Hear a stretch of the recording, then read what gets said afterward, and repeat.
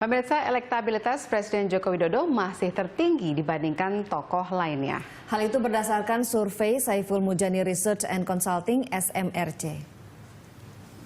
Berdasarkan survei SMRC, sebanyak 21,4% responden memilih Joko Widodo jika kembali Pilpres dilakukan saat ini. Sementara itu tingkat elektabilitas Ketua Umum Partai Gerindra Prabowo Subianto sebanyak 11,8%. Di tempat ketiga ada Presiden ke-6 Republik Indonesia Susilo Bambang Yudhoyono dengan elektabilitas 3,2%. Survei SMRC ini dilakukan pada Desember 2015.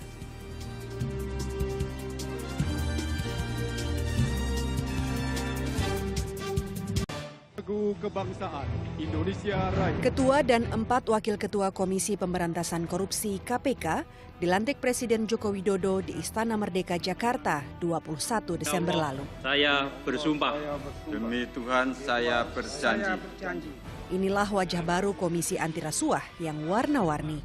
Mereka berasal dari latar yang beragam. Sang Nakhoda Agus Raharjo adalah mantan Kepala Lembaga Pengadaan Barang dan Jasa Pemerintah. Satu-satunya perempuan dalam barisan komisioner, Basaria Panjaitan, berasal dari Kepolisian Republik Indonesia. Alexander Marwata, kenyang pengalaman sebagai hakim ad hoc Pengadilan Tindak Pidana Korupsi. Laude Muhammad Syarif adalah akademisi tulen dari Universitas Hasanuddin Makassar. Sementara Saud Situmorang besar di lembaga spionase yaitu Badan Intelijen Negara. Di bawah kepemimpinan Agus Raharjo, KPK membawa semangat baru, menjalankan fungsi pencegahan yang sama pentingnya dengan penindakan. Yang lain, KPK juga diminta lebih baik dalam menjalin koordinasi dengan kepolisian dan Kejaksaan Agung. Di sini justru soalnya, kalangan aktivis anti korupsi khawatir KPK jilid keempat ini kurang terengginas dalam mengganyang koruptor. Di media sosial, mereka yang pesimistis memelesetkan KPK sebagai Komisi Pencegahan Korupsi. Bahkan ada yang menyebut sebagai Komisi Pembela Koruptor. KPK jilid 4 ini memang baru karena membawa spirit baru dan terbentuk di masa pemerintahan baru hasil pemilu 2014. Namun publik menginginkan KPK baru ini bisa mencangkok semangat KPK lama yang diakui banyak kalangan efektif menindak para maling duit negara. Pemirsa, jumpa lagi dengan saya Don Bosco Slamun dalam DBS To The Point. Ini adalah perjumpaan kita yang kedua dalam tahun 2016 ini. Kali ini saya keluar dari kantor dan bertemu dengan Ketua KPK yang baru, Bapak Agus Raharjo. Ini adalah wawancara televisi paling panjang pertama, kata Pak Agus, dengan berita satu yang sekarang Anda saksikan saat ini. Pak Agus, terima kasih sudah terima kami dalam DPS To The Point. Sudah 2 minggu lebih, dan konsolidasinya apa aja Pak Agus? Selama 2 minggu, banyak hal yang sudah kami lakukan. Pertama, 10 hari pertama kita sebetulnya diinduksi. Iya, saya juga sampai kita batal interview karena ada katanya kegiatan induksi. Apa itu? Jadi kami ini kan orang luar, supaya lebih mengenal KPK.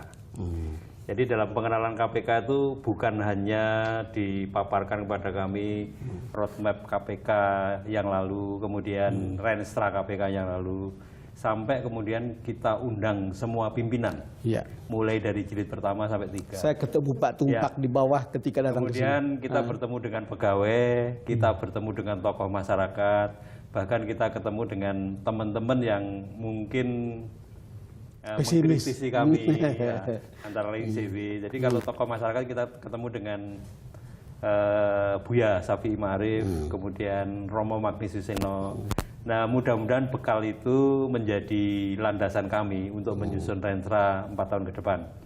Jadi kalau dari sisi visi dan misi aja pada waktu pansel dan fit and proper test di DPR kan di antara kami berlima kan sudah berbeda. Betul. Ini kan harus disatukan.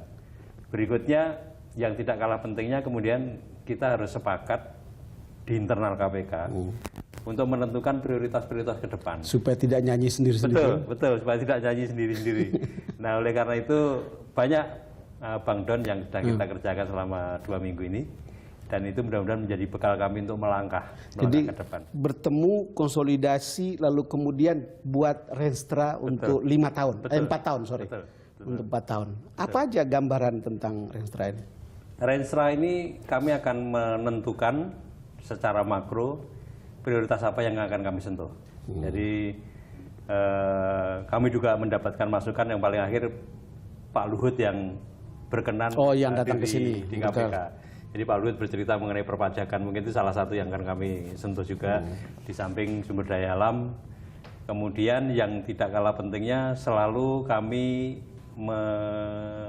menyampaikan kepada masyarakat ada keseimbangan yang cukup baik mungkin ke depan antara penindakan dan pencegahan. Jadi tidak benar selama ini dibilang KPK di era Pak Agus ini adalah Komisi Pencegahan Korupsi.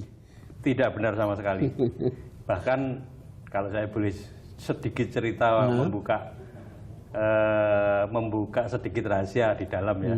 Saya sampai beberapa kali mendatangi teman-teman penindakan. Saya tagih, ini ada nggak OTT hari ini? Jadi mudah-mudahan dengan cara begitu nanti ke depan operasi tangkap tangan itu akan lebih intensif, akan lebih banyak. Pak Agus, menarik untuk saya sebentar saja disinggung tentang Renstra. Jadi ada tadi soal perpajakan, lalu kemudian soal kekayaan alam atau minerba, lalu kemudian ada lagi soal orang masih bicara soal pengadaan barang, bagaimana?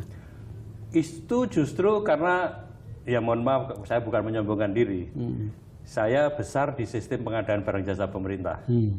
Jadi mulai eselon 2, kemudian sekretaris utama LKPP, yang berikutnya saya kepala LKPP mulai dari tahun 2010. Jadi mudah-mudahan saya sangat paham sekali mengenai proses pengadaan barang jasa pemerintah. Nah, ke depan dalam waktu dekat justru kita ingin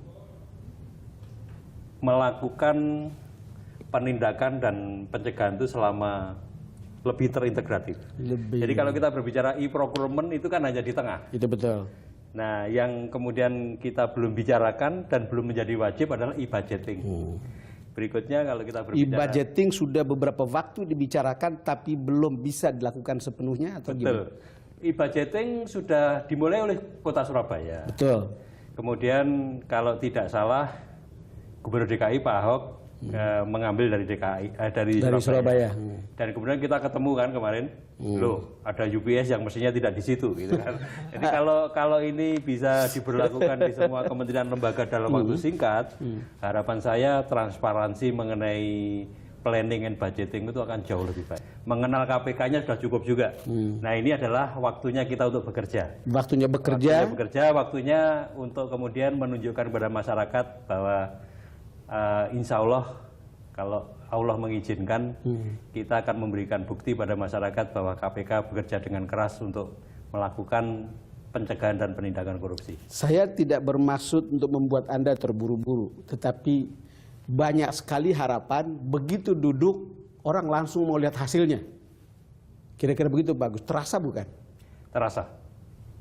Jadi begitu saya duduk sebagai pimpinan ya, ya mungkin di antara teman-teman wartawan bahkan sudah beredar nomor HP kami semua. Betul. Sehingga pada waktu kami masih induksi, pertanyaan yang jumlahnya puluhan per hari tadi langsung bertanya mengenai kasus, gitu kan. Jadi kasus ini gimana, kasus ini gimana. Saya mohon maaf kalau belum bisa memberikan jawaban secara memadai, secara detail. Tapi yakinlah bahwa kami tidak akan bermain-main dengan kasus. Kami akan berdiri tegak kepentingan rakyat yang kami utamakan. Bagus. Kenapa saya harus tanyakan ini? Karena ketika Anda dan tim terpilih, banyak yang pesimis. Saya kira kalau Pak Agus baca dari media sosial, banyak sekali yang pesimis bahwa ini akan bekerja bagus. Bahkan ada yang underestimate. Jawaban Anda tentang ini? Itu sangat betul sekali Pak Bang Don ya. Jadi di banyak kesempatan saya juga menyampaikan, ya kalau di NBA basket Amerika dikenal yang namanya The Dream Team. The Dream Team, ya. Kami bukan The Dream Team. Jadi merasa bukan The Dream Team. Merasa bukan. Tapi saya pribadi yakin saya punya kompetensi untuk membawa KPK dan tentunya bersama teman-teman yang lain itu ke arah yang ukurannya nanti kalau diukur di akhir 4 tahun kami bertugas, itu mudah-mudahan semuanya akan baik. Oke, bagus, kita break dulu. Pemirsa, kami akan segera kembali. Kembali bersama Ketua KPK Bapak Agus Raharjo dalam DBS To The Point. Pak Agus, ketika Anda dilantik di istana dan teman-teman komisioner dilantik, Jokowi menitipkan, lalu mengatakan titip negara ini. Apa artinya itu untuk Pak Agus dan kawan-kawan? Itu suatu pesan yang penting sekali, tapi sebetulnya itu juga memperkuat komitmen kami di pimpinan KPK. Jadi Pak Jokowi sebenarnya pesannya sederhana, tapi cukup sangat dalam artinya. Pak Jokowi pertama pesan, saya tidak akan mengintervensi. Betul. Ya. Kemudian beliau, yaitu tadi, titip Indonesia ini, karena kalau kejadiannya seperti kemarin, kita sangat menyadari betul, kalau Pak Jokowi juga mengungkapkan, kemarin itu artinya geger-geger itu, Pak, gaduh itu. Geger-geger gaduh. Itu kriminalisasi. Kan sebagai kepala pemerintahan, yang sebagai kepala negara sangat wajar kemudian Pak Jokowi bilang, pasti terakhirnya bebannya ke saya. Nah, oleh karena itu sebetulnya kami dan kawan-kawan memang dari awal juga ya sebetulnya untuk apa gaduh? Kan yang penting sebetulnya tujuan itu tercapai. Betul. Tujuan pemberantasan korupsi, tujuan kemudian meminimalkan tindak pidana korupsi itu bisa tercapai. Nah, itu salah satunya sebenarnya kan bisa diukur Corruption Perception Index. Nah, kalau taruh kata kita bisa mencapai 50 seperti Malaysia aja, karena kalau kita lihat Singapura, artinya bisa turun dari angka ini ke 50. Nah, itu artinya kan sebetulnya ya memang perilaku korup itu sudah sangat berkurang di negara kita. Karena kan ukuran Corruption Perception Index itu kan diambil dari data lembaga-lembaga internasional. Iya, bagus. Perilaku korupsi itu akan berkurang kalau indeks persepsinya seperti itu. Tapi agak susah membayangkannya. Secara sederhana kan sebetulnya itu akan tercermin dari kalau Bang Don atau tetangganya kemudian mengurus perizinan, itu kemudian betul. Ya kan? Kemudian tidak ada lagi misalkan nyekolahkan anaknya, nanti anaknya juga secara mudah di dalam sistem sekolah itu dikelola secara transparan. Betul. Kemudian kalau kita rakyat kita berhadapan dengan layanan kesehatan, dan ini sampai yang paling complicated kalau saya pikir sampai apa? Ya perizinan untuk pertambangan, kemudian tidak lagi orang menyembunyikan kewajiban pajaknya, itu semua mestinya. Artinya Pak Agus, sebetulnya kalau kita mau bersih itu sebetulnya ada di sekitar kita juga sebetulnya yang bisa melakukan ya, soal izin, soal sekolah, soal puskesmas dan seterusnya. Jadi tidak hanya bicara soal izin yang besar-besar, bukan? Betul. Dan itu yang selalu di Pansel kami kedepankan. Mari kita membangun sistem layanan yang sangat transparan dan mengedepankan integritas. Oke. Bagus. Ini saya harus tanya. Saya nggak tahu konteksnya, tapi ada kutipan yang mengatakan ketika Anda terpilih itu lalu langsung bilang innalillahi wa inna ilaihi rajiun. Saya nggak tahu persis konteksnya, tapi produser saya mengutip ini. Apa kejadian? Itu sebenarnya saya tiru, bukan. Jadi pernah ada kalau Bang Don orang Islam itu pernah yang diucapkan oleh salah satu sahabat pada waktu ditunjuk menjadi Amirul Mukminin, jadi presiden pada waktu itu. Itu beliau Umar bin Khattab itu menyebutkan innalillahi.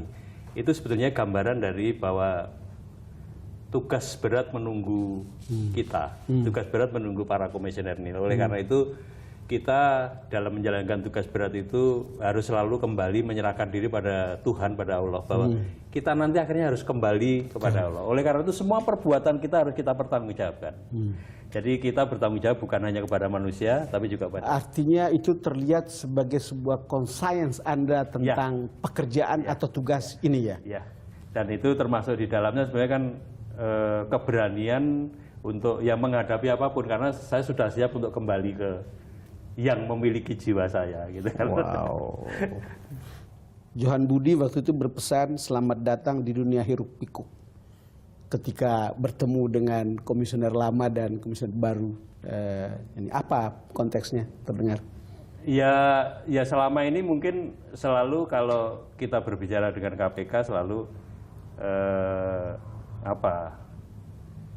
karena dukungan media massa tadi kan kemudian terjadi kadang-kadang distorsi informasi. Ya. Bahkan mungkin yang terakhir yang sering disebut orang kan ya dalam tanda kutip ya, karena saya belum memiliki data yang akurat mengenai itu, kriminalisasi para komisioner KPK itu perlu menjadi catatan kita. Tapi poin saya sebetulnya saya tadi loh Bang Don ya, tujuan utama harus tercapai. Bahkan mohon maaf kalau saya harus menyampaikan pada teman-teman wartawan ya, kalau misalkan mengumumkan tersangka tidak harus pimpinan gitu kan mungkin lebih baik ya. Betul. Ya jadi pimpinan nanti pasti pengen tercapai tujuannya, tapi dengan tidak harus tidak membuat mengumumkan. gaduh gitu. Itu mungkin itu. Yang banyak dikeluhkan orang sebetulnya kan sudah ditetapkan sebagai tersangka lama. Betul. Nah ini harus segera kami selesaikan. Jadi kami tidak ingin persoalan itu akan berkepanjangan. Mudah-mudahan nanti di masa kepemimpinan kami, ya mohon maaf bukan mengkritik yang terdahulu, tapi saya pengen di masa kepemimpinan kami itu kalau kita menetapkan tersangka, itu dalam waktu yang tidak terlalu lama sudah dilimpahkan ke pengadilan. Bagus, itu dalam restra itu berapa lama? Kan ini kan banyak yang menggantung. Saya ingat Senturi itu panjang, banyak sekali yang lain-lain itu masih panjang. Lalu kemudian kalau dalam kesepakatan teman-teman itu berapa lama sebuah case bisa masuk ke pengadilan? Ya itu mungkin tidak bisa ditentukan harus berapa lama ya Pak Don ya. Tapi kita akan melihat bahwa ada kasus yang mestinya jauh lebih sederhana itu bisa cepat. Mungkin kalau kasus itu rangkaiannya atau networknya terlalu panjang kemudian ya kita pilah-pilah. Jadi kita sebetulnya pengen betul penindakan ini akan berkorelasi hanya kepada orang-orang betul ya, orang-orang yang merencanakan, orang-orang yang punya niat jahat. Itu yang akan kami kejar. Jadi orang yang betul-betul tahu bahwa itu niatnya jahat. Tetapi kan kadang-kadang begini Pak, ini yang kita lihat dalam berita, ada yang prosedur yang tidak diikuti, belum tentu orang punya niat jelek loh, lalu kemudian masuk dalam kategori orang yang korup. Kan ini kan cerita bagaimana banyak pejabat yang jadi takut untuk menandatangani apapun karena takut ini menyalahi prosedur. Jadi ada misalnya kasus yang memperlihatkan ini ada penunjukan langsung, menguntungkan, tidak ada yang dirugikan, tetapi kok bisa jadi koruptor? Kan itu ada pertanyaan. Sementara tadi Pak Agus kan saya setuju, niat jahatnya yang sebetulnya. Jadi saya dan teman-teman ini sepakat yang ditangani KPK itu mudah-mudahan yang betul-betul yang kasus yang besar.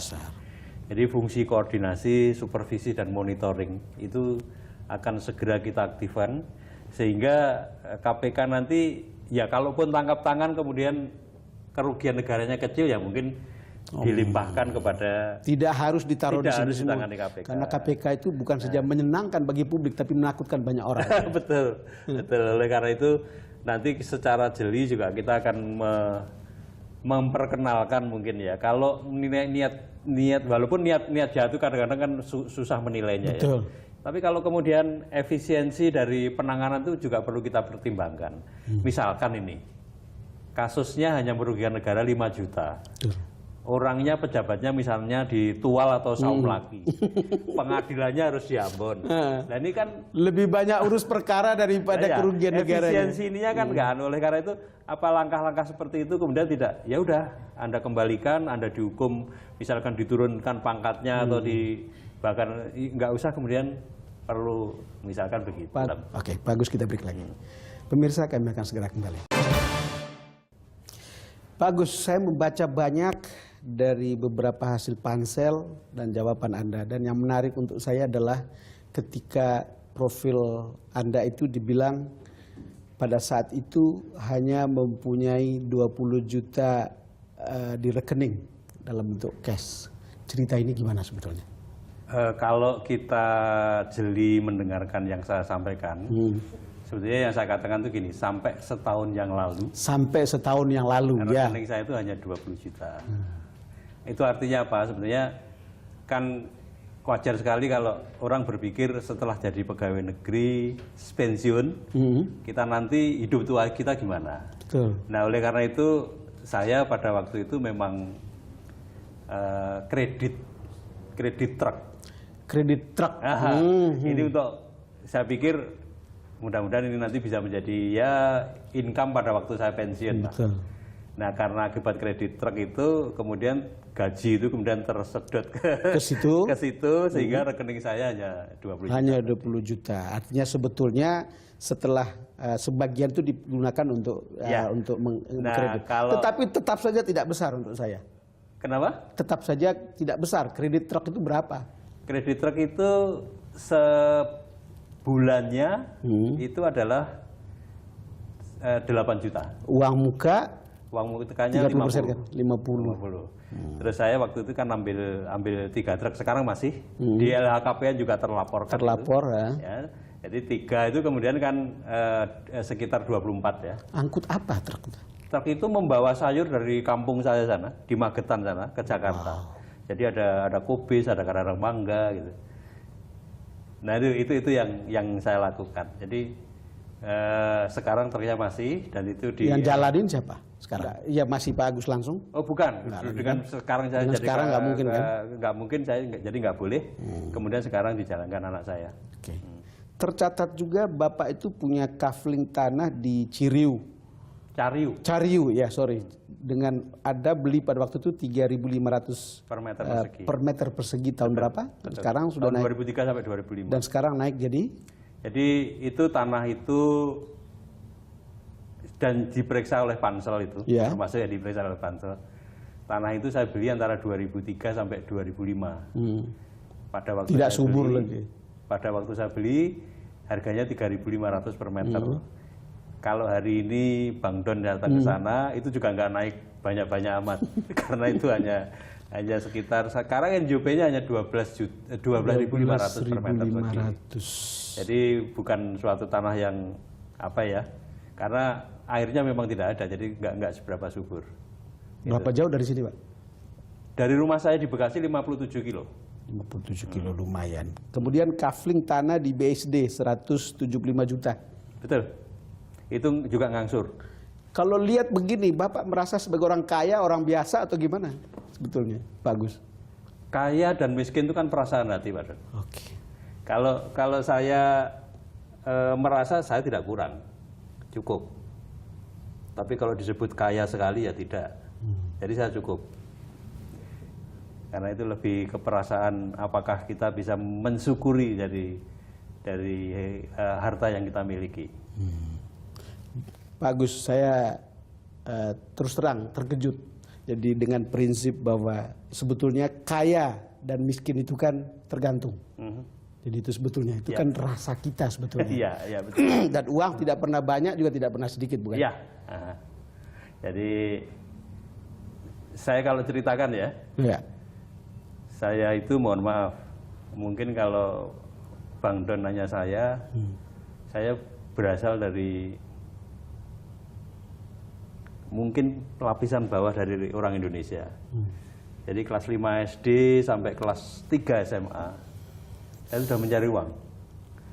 Mungkin Bang Don nggak bisa bayangkan. Jadi saya pernah menjahit pakaiannya petani, yang hitam-hitam itu. Ya. Itu saya lakukan mulai kelas 5 SD sampai saya lulus SMA. Jadi kalau di SMP pakaian saya tidak kalah dengan teman-teman yang lain. Dulu ada, dengar nggak istilah tetoron? Iya, kain tetoron terkenal. Itu saya sudah pakai tetoron, betul. Tapi itu sebenarnya saya hasilkan dari keringat saya sendiri. Nah kemudian, nah ini saya kok khawatir kalau Ria juga kalau pamer kemiskinan ya. Enggak, kan kita bicara apa adanya Pak Agus. Kecuali kalau Pak Agus tidak jujur. Kalau Bang Don nanti ke Surabaya, tolong mungkin nginep di Hotel Garden Jalan Pemuda itu. Tahu. Saya lulus SMA itu ke Surabaya tidak nyari sekolah, tapi nyari kerja. Oleh karena itu saya pernah menjadi, dulu bahasanya keren Bang Don, security man, kalau sekarang satpam kan. Security man, sekarang satpam. Jadi saya jalani itu dari tahun 73 sampai 74. Tapi selalu petunjuk dari Allah. Saya yakin kalau perjalanan saya hari ini sampai di sini, itu saya tidak menganggap itu prestasi, tapi sebenarnya Allah sudah menakdirkan kok. Tidak menganggap prestasi, tapi sampai di tempat ini adalah kehendak Tuhan. Iya, untuk kalau Anda. saya mikir begitu, karena tiba-tiba kok jadi security, jadi satpam tadi saya kok pengen sekolah. Kita harus percaya itu. Iya. Saya juga dulu inginnya cuma jadi kepala desa. Iya. Tapi jadi pemimpin redaksi. Nah, jadi kok pengen sekolah, akhirnya saya daftar ke ITS dan diterima. Nah, ini yang kemudian menyebabkan saya sampai tahun 75 saya masuk ITS, 76 saya keluar dari Garden. Kemudian saya ikut kontraktor yang keliling Jawa Timur ya, ngerjakan. Jadi masuk pegawai negeri itu usia tua banget. Iya, sudah 30 tahun saya. 30. Sudah 30 tahun. Kenapa saya harus tanyakan ini bagus? Selalu kan orang itu mencari contoh. Seorang pemimpin yang sederhana, orang akan bisa mempertaruhkan harapan tentang kebersihan sebuah institusi, bukan? Insya Allah. Apakah Anda merasa bahwa ini juga salah satu jaminannya? Ya, paling tidak kami bisa bercerita atau menyampaikan pada teman-teman ya. Kalau di usia 60 itu rasanya kan ya sudah selesai lah dengan kami ini. Jadi harapan kami, bahkan pada waktu pamit sama istri saya mau mendaftar KPK itu kan mudah-mudahan amalan langkah-langkah saya di KPK itu bisa menjadi amalan yang nanti bisa mendukung. Kalau orang Islam itu sangat mengharapkan di akhir kehidupan itu yang namanya Husnul Khotimah. Betul. Jadi akhir kehidupan yang baik. Jadi mudah-mudahan keinginan atau impian itu bisa tercapai pada waktu. Artinya sebetulnya untuk Pak Agus ini sudah selesai semua. Insya Allah. Tidak ada lagi ambisi politik, Insya Allah. ambisi untuk populer. Ya. Bagus, kita break lagi. Pemirsa, kami akan segera kembali selepas jeda berikut. Pemirsa, kembali bersama Ketua KPK Agus Raharjo dalam DBS To The Point. Bagus, ini ada pertanyaan yang justru muncul ketika Anda di fit and proper test. Dan itu pertanyaan umum yang diajukan oleh publik ketika Anda lolos. Kesan pertama pada waktu itu adalah bahwa ini pilihan politik, sudah pasti. Lalu kemudian pilihan politik ini juga ada kemauan politik di belakangnya. Salah satu diantaranya adalah memilih teman-teman komisioner yang tidak sekeras sebelumnya. Lembek bahkan untuk kemudian bisa mengikuti apa yang akan diinginkan oleh DPR. Komentar Anda tentang ini? Komentar saya pertama mungkin yang perlu diketahui oleh masyarakat dan rakyat Indonesia ya. Di dalam proses saya tidak pernah nelpon minta ketemu, itu tidak pernah. Jadi selalu prosesnya adalah saya yang dipanggil. Kalau saya dipanggil ketemu dengan seseorang, dengan anggota komisi atau fraksi, sangat sombong kalau saya tidak mau datang. Betul. Karena pikir saya mereka pasti mengetahui sikap saya, pasti pengen mengetahui kompetensi saya. Nah berikutnya ya kalau kita melihat perjalanan memang kemudian kan bukan komitmen yang diminta, tapi kan kemudian mereka memberikan gambaran mengenai banyak hal. Tapi selalu saya sampaikan bahwa saya akan tetap mengedepankan kepentingan rakyat dan saya selalu akan melihat data. Jadi tidak mungkin di dalam perjalanan misalkan saya berpihak pada seseorang padahal seseorang itu mestinya tidak salah atau mestinya. Jadi saya mudah-mudahan dengan teman-teman akan berjalan di atas rel yang selalu menjaga kebenaran. Artinya begini Pak Gus, pada waktu itu orang mengatakan salah satu hal yang konkret itu adalah bahwa KPK periode ini menyetujui revisi beberapa pasal dalam undang-undang KPK. Kalau masalah itu sebetulnya kami sadar sekali. KPK ini sebenarnya kan pengguna undang-undang. Betul. KPK bukan yang menentukan undang-undang itu harus direvisi atau tidak. Betul. Karena yang sangat berwenang untuk merevisi itu adalah dua pihak, pemerintah dan legislatif. Pemerintah ya kan? dan legislatif. Jadi betul. mereka yang kemudian menentukan. Karena yang umum diketahui ke permukaan itu kan itu ada ada katanya revisi yang akan berkaitan dengan pencabutan kewenangan untuk menyadap. Menyadap hanya boleh atas izin pengadilan atau kejaksaan. Kedua, ada cerita tentang udah fungsi KPK itu tidak sampai di penuntutan. Lalu kemudian yang lain itu hanya boleh disadap setelah jadi tersangka. Itu beberapa pasal dan kemudian hanya boleh 12 tahun. Kan itu cerita-cerita yang berkembang di luar.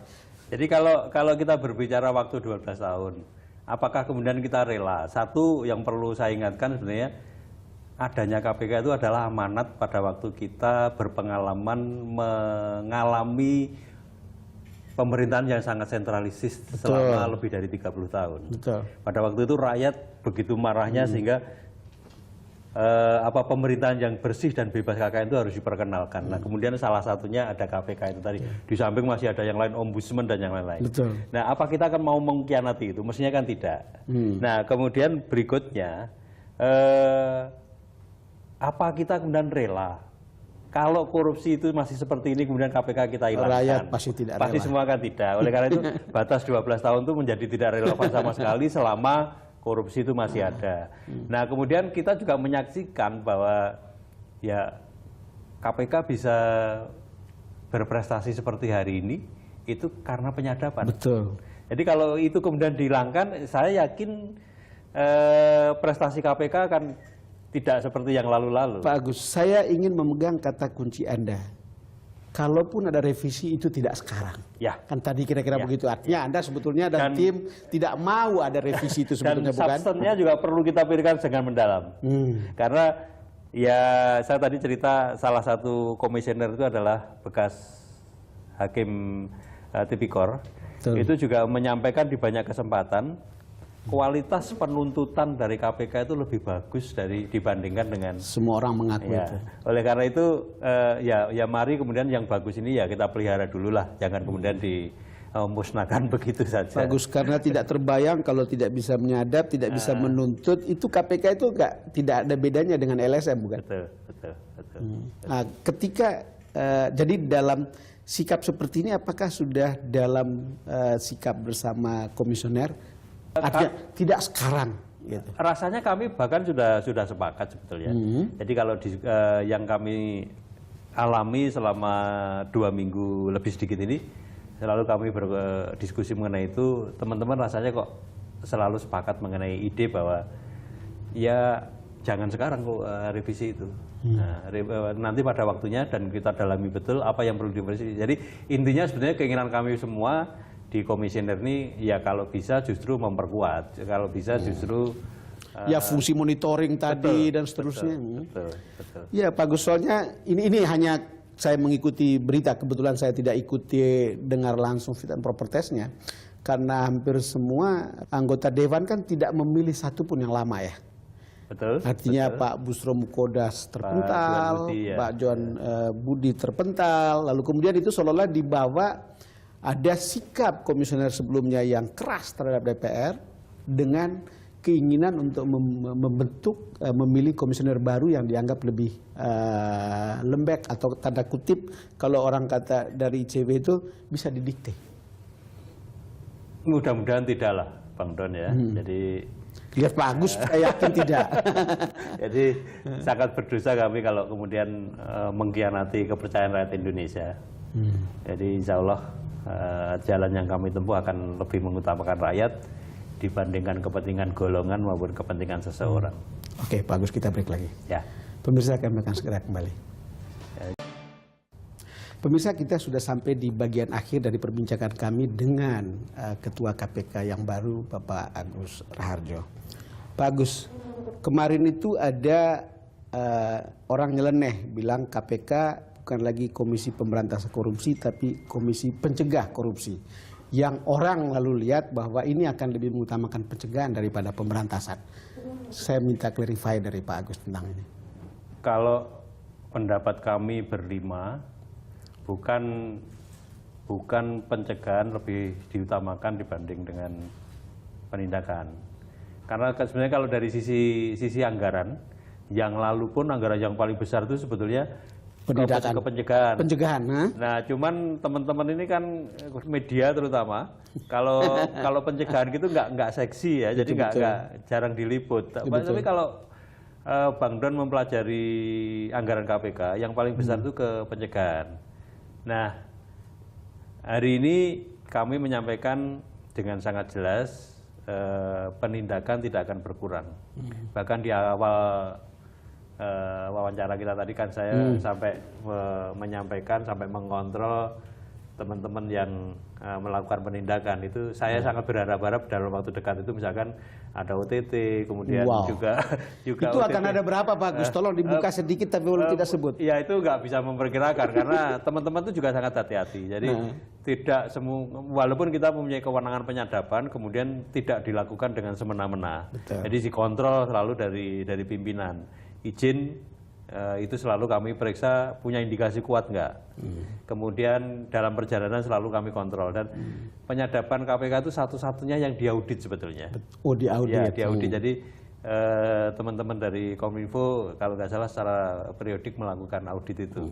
Jadi mudah-mudahan ini kita tetap mengedepankan yang namanya integritas tadi, bahwa kita tidak sembarangan. OTT ini akan besar-besar. Insya Allah. Jadi insya Allah. Nah, kemudian bahwa ada keseimbangan itu bukan berarti kemudian kita mengabaikan, tapi keseimbangan itu juga begini loh Bang Don. Biasanya akan sangat efektif penindakan dulu, ya, kemudian diikuti pencegahan. Nah, saya melihat sebenarnya di beberapa tempat, contohnya saya ambil ya, contoh ya, Riau, 3 gubernurnya kena secara berturut-turut. Betul. Sumatera Utara, 2 gubernurnya kena secara berturut-turut. Kalau saya ke depan mungkin begitu kasusnya seperti itu langsung penindakannya turun, memperbaiki sistem apa yang perlu diperbaiki di sana. Kok di sini terus itu loh? Iya, makanya kalau berulang-ulang apa artinya? Banten 2 kali berturut-turut loh Banten. Nah, oleh karena itu harus segera yang namanya penindakan itu menyempurnakan sistem yang belum sempurna di sana. Nah, oleh karena itu ini perlu bantuan dari para penegak hukum yang lain. Bukan berarti kalau kita berbicara koordinasi lebih baik, supervisi lebih baik, kemudian kita berkolaborasi, mengabaikan, kemudian tidak bisa melihat mana yang salah, mana yang betul. Independensinya harus tetap dibangun. Justru check and balance juga mesti harus ada. Betul, check and balance harus dibangun. Kembali kalau kerjasama dengan polisi gimana? Karena dulu kan soal kriminalisasi ini kan justru ada hubungannya dengan teman-teman di kepolisian ini. Jadi ada cicak versus buaya 1, 2, 3 dan seterusnya. Nah, mudah-mudahan kalau itu kita bangun dengan masing-masing menyadari fungsi dan wewenangnya ya. Jadi sebenarnya kami ingin memperkenalkan yang namanya e-koordinasi.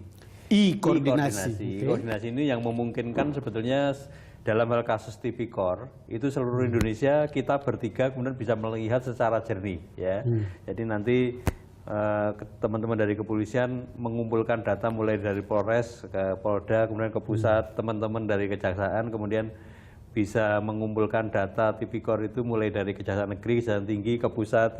Kita kemudian bisa membagi tugas sebetulnya. Ini tugas seperti ini karena tidak tersangkut dengan big fish dan masyarakat luas, mungkin teman-teman kepolisian dan kejaksaan yang lebih tepat menangani itu. Nah, sebaliknya koordinasi terhadap kasus-kasus yang menyangkut masyarakat luas dan kemudian itu nilainya sangat besar dan itu mungkin KPK yang mengkoordinasikan kemudian didukung oleh teman-teman dari Tapi kepolisian. saya tadi tertarik pada OTT itu akan diumumkan. Saya sangat berharap juga Bang Don ya, jadi mudah-mudahan dalam waktu dekat segera akan ada hasilnya karena sudah banyak hal yang kami lakukan selama 10 hari ini. Nah, mudah-mudahan nanti ya, tapi nggak perlu kami yang mengumumkan lah. Nanti biar bagian humas yang mengumumkan, nanti kami akan selalu mendukung kerja itu supaya ada berapa OTT yang ini? Ya, kami tidak merencanakan karena itu kan kasusnya sangat ya. Jadi kemarin sudah hampir ada gitu ya. Kemarin sudah hampir ada, tapi teman-teman itu sangat hati-hati. Begitu ini bisa membuka kasus ini ya. Nggak perlu buka kasusnya tapi penting ada.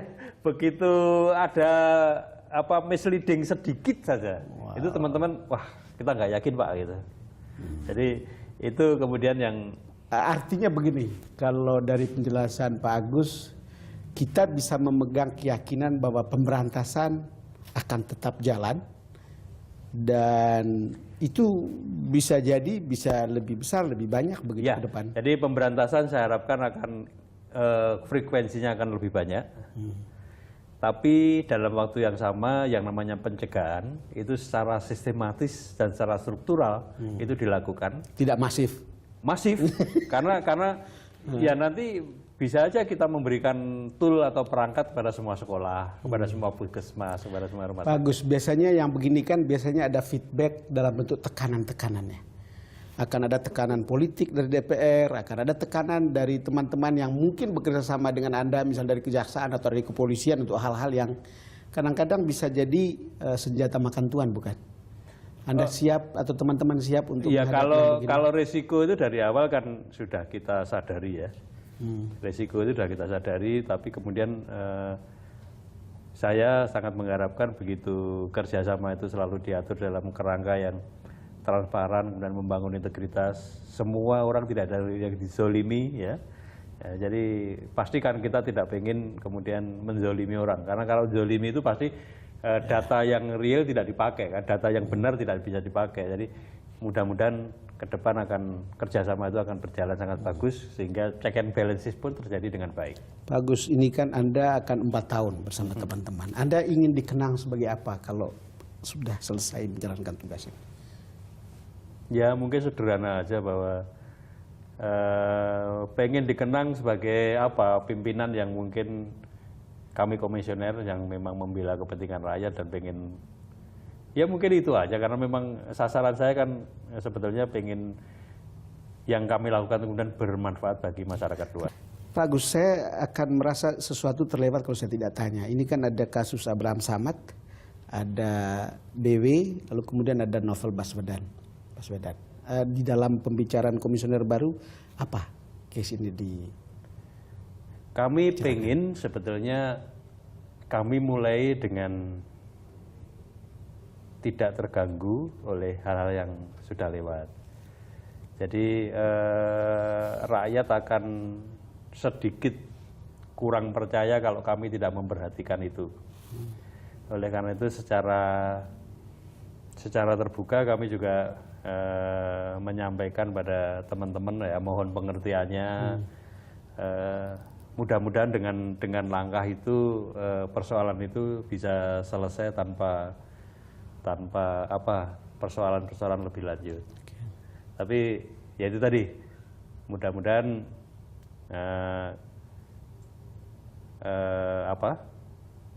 kalau orang boleh menyampaikan itu, mudah-mudahan saya tidak selalu keserimpet ya, kalau orang Jawa keserimpet dengan hal-hal yang mestinya tidak perlu terjadi gitu. Itu aja mungkin. Oke. Pak Agus, terima kasih sudah berbincang-bincang dengan saya di TPS. Bang Don, ya. To the point. Ya. Luar biasa. Terima kasih. Pemirsa, demikian perbincangan saya dengan Ketua KPK yang baru, Bapak Agus Raharjo.